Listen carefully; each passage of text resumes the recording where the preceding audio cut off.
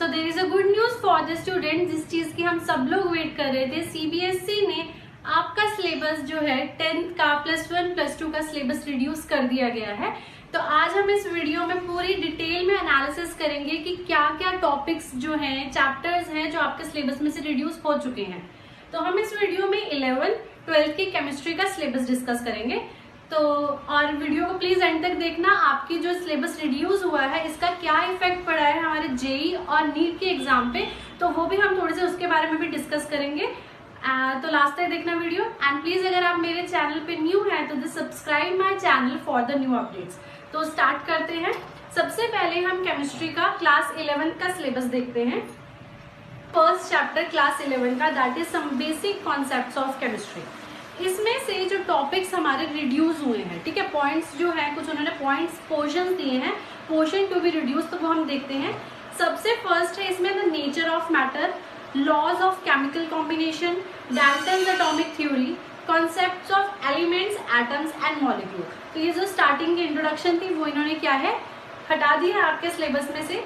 Second chapter है that is structure of atom, discovery of electrons, protons and neutrons, atomic number, isotopes, isobars, Thomson model and its limitation, Rutherford model and its limitation। तो ये भी जो second chapter है उसका starting ही है। आपको electrons, protons और न्यूट्रॉन्स के बारे में पता तो होगा, तभी आप एटम का स्ट्रक्चर पढ़ पाओगे। अगर हमने इसमें इन्होंने बोहर्स मॉडल को नहीं रिमूव किया है तो उसके लिए भी थोड़ी बहुत आपके पास इसकी इन्फॉर्मेशन होनी चाहिए। तो जैसे कि सीबीएसई ने बोला था कि वो 25 to 30% सिलेबस रिड्यूस करेंगे, तो उन्होंने 30% सिलेबस रिड्यूस किया है, ठीक है, बट आपको फिर भी इनकी सबकी नॉलेज होनी चाहिए। तो थर्ड चैप्टर है classification of elements and periodicity in properties. तो इसके जो टॉपिक्स हैं वो है signification of classification, significance of classification, brief history of the development of the periodic table. तो ये आपके सिलेबस में से हट चुके हैं। फिर फोर्थ चैप्टर आता है chemical bonding and molecular structure. तो इसमें से ये मतलब पूरा चैप्टर है, आपको एंटायर चैप्टर पूरा करना है, इसमें से कोई भी टॉपिक रिड्यूस नहीं हुआ। फिफ्थ है states of matter, that is gases and liquids. इसमें से बहुत सारे टॉपिक्स है, दैट इज देखो liquefaction of gases, critical temperature, kinetic energy, molecular speeds, liquid state, vapour pressure, viscosity, surface tension, ठीक है। तो ये सारे टॉपिक हट चुके हैं। नेक्स्ट सिक्स्थ चैप्टर है दैट इज केमिकल थर्मोडायनेमिक्स। उसमें से है heat capacity, specific heat capacity and criteria for equilibrium. ये एंड में आते हैं टॉपिक्स, तो ये रिमूव हो चुके हैं। उसके बाद है equilibrium, that is hydrolysis of salts and Henderson equation. तो ये रिमूव हो चुकी है, इतनी इंपॉर्टेंट भी नहीं थी ये। फिर उसके बाद है redox reaction, applications of redox reaction अब नहीं आएगा। फिर है hydrogen, preparation, properties and uses of hydrogen, hydrogen peroxide, preparation, reaction and structures and uses. तो ये भी रिमूव हो चुके हैं। फिर है एस ब्लॉक्स। एस ब्लॉक में देखो क्या क्या है, preparation and properties of some important compounds. अच्छा, कंपाउंड्स ही हट गए हैं देखो आपके इसमें से, sodium carbonate, sodium chloride, sodium hydroxide, sodium hydrogen carbonate, biological importance of sodium and potassium. तो जो सोडियम पोटाशियम पंप आता था वो भी हट चुका है। Calcium oxide, calcium carbonate and the industrial uses, biological importance of magnesium and calcium. चलो ये सब कुछ रिमूव हो गया। फिर है सम पी ब्लॉक एलिमेंट्स में से देखो क्या है, some important compounds, borax, boric acid, boron, hydrides, aluminium, reactions with acids and alkyls and uses. यही थोड़ा सा टफ लगते थे, बोरेक्स वगैरह के, इनके जो स्ट्रक्चर्स आते थे बोरिक एसिड के वो रिमूव हो चुके हैं। फिर उसके बाद कार्बन में क्या है, उनके यूजेस वगैरह हैं, ऑक्साइड्स के, इंपॉर्टेंट कंपाउंड्स ऑफ सिलिकन, ये सब जरा जियोलाइट्स हो गया, सिलिकेट्स हो गए, ये सारे रिमूव हो गए हैं। ऑर्गेनिक केमिस्ट्री में आपका method of purification, qualitative and quantitative analysis, ये भी चैप्टर के एंड में आते थे कुछ टॉपिक्स, तो रिमूव हो गए हैं। हाइड्रोकार्बन्स में free radicals, mechanism of halogenation, combustion and pyrolysis. Environmental chemistry पूरा चैप्टर, एंटायर चैप्टर आपका एनवायरमेंटल केमिस्ट्री रिमूव हो गया है।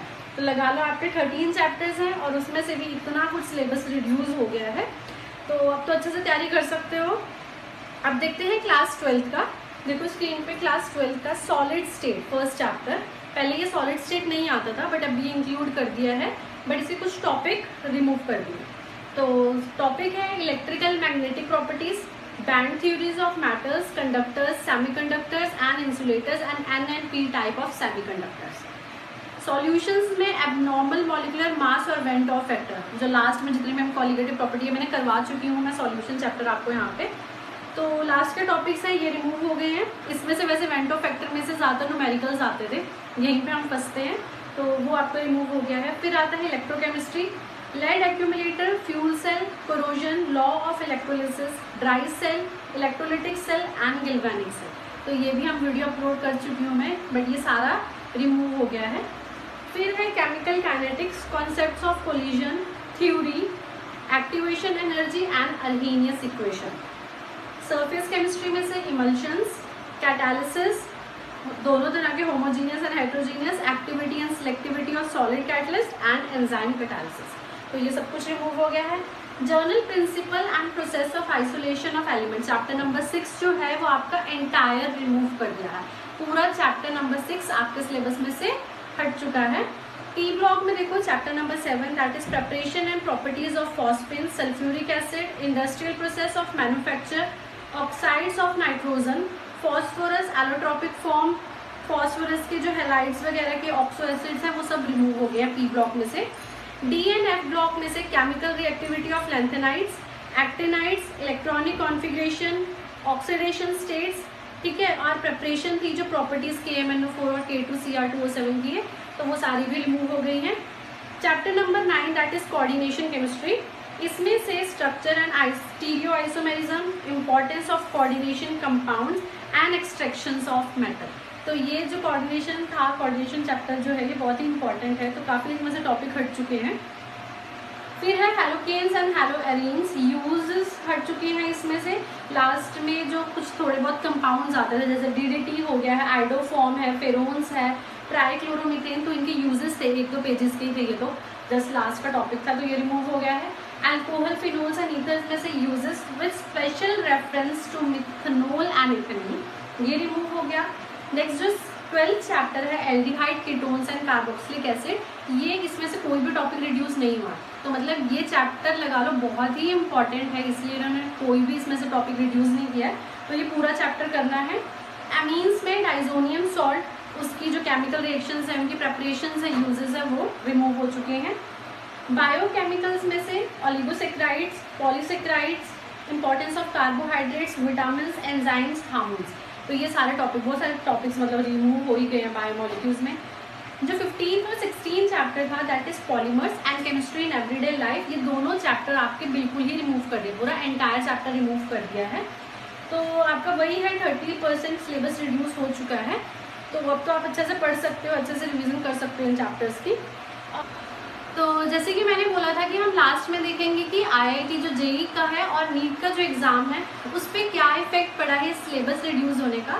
तो अभी तक ऐसी कोई गाइडलाइंस नहीं आई हैं कि उन्होंने ऐसा बोला हो कि जो ये सिलेबस रिड्यूस हुआ है सेम यही उन एग्ज़ाम्स के लिए भी रिड्यूस होगा, तो ऐसा कुछ भी नहीं है। आपको अगर कोई भी कॉम्पिटिटिव एग्जाम की तैयारी करनी है तो उसमें आपको 11-12 का पूरा सिलेबस ही पढ़ना है, तो अभी तक ऐसा कुछ नहीं है। अगर हुआ तो आपको बता दूंगी, मैं इन्फॉर्म कर दूंगी, बट अभी आपको कॉम्पिटिटिव एग्जाम की जो तैयारी करनी है उसमें आपने पूरा सिलेबस ही पढ़ना है, ठीक है। अगर मेरी वीडियो अच्छी लगी हो तो please like, share and subscribe. Thank you.